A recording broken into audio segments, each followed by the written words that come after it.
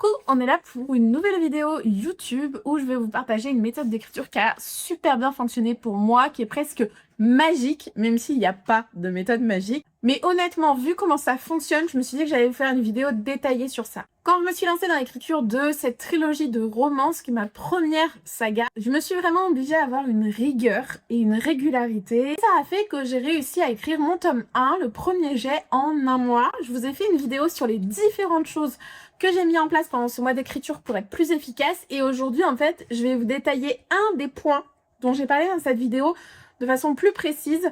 Parce que aujourd'hui, dans toutes les autres étapes, comme la réécriture du tome 1, la planification du tome 2, etc., c'est une méthode que je continue d'utiliser et qui continue d'être très efficace. Donc, je me suis dit qu'il était temps de vous en parler. Au départ, en fait, cette méthode, elle est venue assez naturellement. J'ai pas forcément intellectualisé les choses. Et en fait, quand je me suis rendu compte que ça fonctionnait bien, j'ai commencé à me poser des questions de pourquoi ça fonctionne et qu'est-ce qui m'a fait faire cette méthode, en fait, au départ. En fait, à cette époque-là, lorsque je faisais mon ménage, j'avais tendance à lancer en fond une vidéo YouTube principalement sur les secrets du cerveau, les secrets de la productivité, comment booster son cerveau, etc. Je savais pas qu'à ce moment-là, ça allait m'être très utile pour l'écriture de ce roman-là. La première chose, c'est que j'ai entendu dans l'une de ces vidéos que le cerveau actionne la créativité et l'imagination, surtout quand il s'ennuie. Et que c'est pour ça qu'on a des pops de créativité, des idées quand on fait la vaisselle, quand on prend notre douche ou quand on est aux toilettes, tout simplement parce que notre cerveau, il s'ennuie et il faut qu'il comble. Donc ça a été la première étape pour la création de cette méthode. Et la deuxième étape, c'est quand j'ai entendu dans une vidéo, je suis désolée, je pourrais pas vous donner... Je pourrais pas vous donner les détails de ces vidéos-là parce que comme je vous dis, je suis revenue après au niveau de mon esprit pour comprendre comment ça s'était construit. Il me semble qu'il y a beaucoup de vidéos qui étaient de Fabien Olicard. C'est un mec que j'adore sur YouTube. Et donc en fait, il expliquait, je crois, qu'on peut programmer son esprit pour qu'il travaille pendant la nuit. Qu'en fait, si on lui pose une question bien cadrée avant d'aller se coucher, eh ben en fait, on pouvait programmer notre cerveau pour qu'il réponde, trouve une solution à cette question-là pendant la nuit. Et donc à ce moment-là, j'ai tout bonnement commencé à faire cette méthode dont je vais vous parler dans cette vidéo et ça a très bien fonctionné. Parce que si on comprend pas les détails de cette méthode, ça peut vite être contre-intuitif et contre-productif puisqu'en fait, vous pouvez vite partir dans tous les sens et du coup, vous perdre. C'est dans ces moments-là où quand vous vous lancez dans un roman, vous avez une autre idée de roman qui sont géniales, machin et tout, et ça vous détourne. Donc il faut vraiment comprendre le cadre et appliquer le cadre. Faut comprendre que pendant ce premier mois, pendant ce mois d'écriture, j'écrivais une moyenne de 2500 mots par jour. Donc c'est quand même énorme. Et du coup, en gros, la méthode, c'est à la fin de la journée, avant de me préparer pour aller au lit, je lis ce que j'ai écrit dans la journée. Que ce que j'ai écrit dans la journée. Je relis pas les 3 derniers chapitres, je relis pas tout mon roman, je relis pas... D'ailleurs, je n'ai jamais relu tout mon roman jusqu'à la toute fin de l'écriture du premier jet. Je pense que ça, c'est très important. Sauf si vous faites des très grosses pauses dans l'écriture. Mais donc, je relis ce que j'ai écrit dans la journée, uniquement ce que j'ai écrit dans la journée. Et ensuite, je prends mon plan et je lis dans mon plan ce qui suit, mais uniquement ce que je suis capable d'écrire le lendemain. C'est-à-dire que vu que j'avais une moyenne de 2500 mots, je me disais les 2000 prochains mots, donc globalement je parlais souvent en chapitres, parce que j'ai des chapitres qui font en moyenne 1900 mots, et donc du coup je lis le plan de juste ce que je suis censée écrire le lendemain. Je relis pas le plan des 10 chapitres suivants, le plan de la fin de l'acte, etc. Je relis juste ce que je suis censée écrire le lendemain. La plupart du temps, je ne me souviens même plus ce qu'il y a après. Je verrai ça après. Et donc du coup, ensuite, je vais prendre ma douche, me brosser les dents, me préparer à me mettre au lit avec du coup ces petites idées-là dans la tête.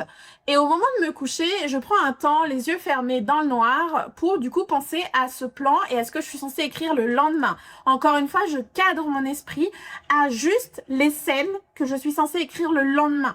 Donc souvent juste un chapitre. Et alors dans ces moments-là, dans ce moment où je ferme les yeux et où je suis encore un petit peu consciente, je vais tester des trucs. Genre, je sais qu'il y a cette scène qui doit se passer, je vais tester la scène en l'imaginant, je vais tester des dialogues, etc. Et dans ces moments-là, hop, ça marche pas. Souvent, les personnages, ils ont leur propre personnalité, les gens qui écrivent le savent. Donc, en fait, les personnages finissent par réagir à la scène eux-mêmes, etc. Enfin bref, je fais les petits tests dans mon esprit.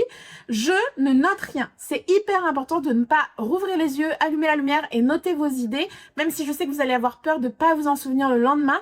Mais si vous cadrez bien votre esprit à uniquement ce que vous êtes censé écrire le lendemain sans partir sur plus loin ou sur plus avant quand vous lisez ce que vous avez écrit, et bien en fait vous cadrez votre esprit et globalement, ce qu'il va imaginer, il va être capable de s'en souvenir le lendemain. La petite astuce, c'était quand par exemple une punchline, une phrase me plaisait vraiment, je me la répétais plusieurs fois dans l'esprit.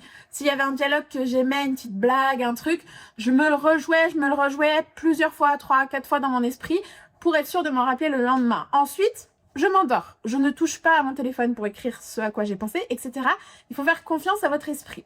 Et au moment où j'arrive le lendemain pour ma session d'écriture, je me rends compte, en fait, au fur et à mesure, bah, que ça se déroule, que je vais... C'est comme un déblocage, j'ai pas le souci de dérouler. Et donc, c'est comme ça que j'ai pu dérouler tout mon plan et tout mon tome 1 en un mois. Alors, par contre, ça veut dire que vous ayez une rigueur. C'est-à-dire que tous les jours, je faisais ça. Tous les jours, je me mettais devant mon écran pour écrire à un moment donné dans la journée. Soit dès le début de la journée pour être libérée quand j'avais d'autres trucs à faire. Soit, voilà, n'importe quand dans la journée. Je vous ai déjà fait une vidéo où je vous parle de ça, mais je vous ferai une vidéo plus précise où je vous parle de comment je trouve du temps à droite, à gauche pour écrire, sachant que j'ai un bébé à temps plein et que maintenant j'ai repris un travail à côté. Mais bref, là, je suis en train de m'éparpiller, c'est une autre vidéo. Donc, en résumé, au moment, avant de vous préparer à aller au lit, vous lisez ce que vous avez lu, la dernière session d'écriture. Si vous écrivez pas tous les jours, on va parler en session d'écriture. La dernière session d'écriture. Ensuite, vous lisez le plan de la prochaine session d'écriture et uniquement ce que vous êtes capable d'écrire en connaissant vos compétences en écriture dans la prochaine session d'écriture. Et vous travaillez au niveau de la créativité et du mental uniquement ces scènes-là. On va pas chercher à résoudre le gros twist du roman, sauf si c'est ce que vous êtes censé résoudre dans la scène d'après. Vous n'allez pas chercher à penser à la fin de votre roman, vous n'allez pas chercher à penser... Alors vous pouvez, quand vous travaillez sur ces scènes, peut-être glisser quelques petites choses. Vous pourrez vous dire ensuite, il faudra que je travaille ça, mais dans ce cas, le lendemain, dans votre session d'écriture, si vous glissez des trucs importants pour la suite, notez-le dans votre plan.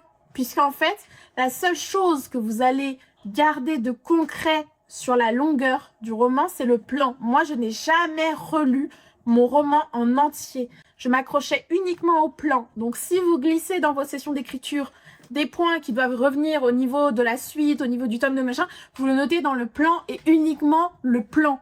Parce que jamais vous devez relire genre les 10 derniers chapitres sur lesquels vous avez travaillé, sauf pour la réécriture. Là, je vous parle de vraiment l'écriture du premier jet. Pour la réécriture, etc., c'est autre chose. Et ça, je vous en parle aussi dans d'autres vidéos que j'ai déjà fait et d'autres vidéos qui arriveront. Mais voilà.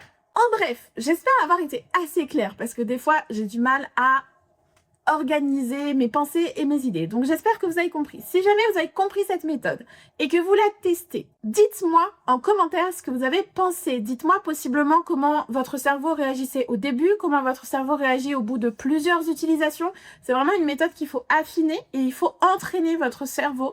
Plus vous allez entraîner votre cerveau, plus vous serez efficace. Pour l'instant, je suis qu'au travail du début, mais si je continue comme ça pendant 10 ans, mais alors je me dis peut-être que je serais capable de sortir un roman en 3 mois en entier avec les réécritures et tout, on sait pas, peut-être, avec des bonnes méthodes, des fois ça fonctionne, c'est pas magique, c'est de l'entraînement, c'est de la rigueur et de la régularité. Pensez, si vous aimez l'écriture, la lecture, que vous appréciez mon projet ou ma personnalité, à vous abonner à cette chaîne parce que souvent on regarde les vidéos sans être abonné et sachez que chaque abonné me fait extrêmement plaisir. Chaque commentaire me touche beaucoup. Prenez le temps quand vous aimez un contenu, quand vous aimez une personne, quand vous voulez remercier une personne d'avoir partagé ce qu'elle vous partage, pensez à lui dire, c'est important.